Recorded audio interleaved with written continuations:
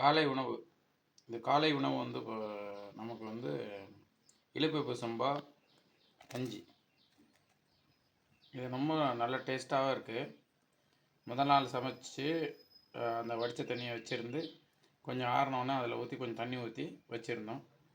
இப்போ மார்னிங் எடுத்தோன்னே சூப்பராக இருக்குது. ப்ரோபயாட்டிக் நுண்ணுயிர்லாம் நிறைய வந்திருக்கும் அதில்.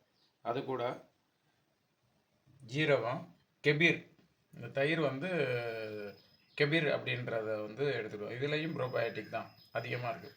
ஸோ அது கூட ஜீரகம் கொஞ்சம் லைட்டாக உப்பு போட்டு இதுதான் மார்னிங் சாப்பாடு. இந்த ப்ரோபயாட்டிக் தயிர் வந்து ரொம்ப நல்லது. கெபீர் வந்து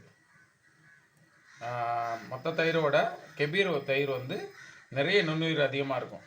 குடலுக்கு நன்மை செய்ய பாக்டீரியாக்கள் அதிகமாக இருக்குது. ஸோ அதனால் இந்த காலை உணவை வந்து நீங்கள் மேக்ஸிமம் முடிஞ்ச வரைக்கும் தரமான உணவாக எடுத்துட்டிங்கன்னா நோயிலிருந்து விடுதலை அடையலாம். இது கூட தேங்காய் துவையல், சம்பல்னு சொல்லுவாங்க. இதுதான் மார்னிங் நம்ம சாப்பாடு.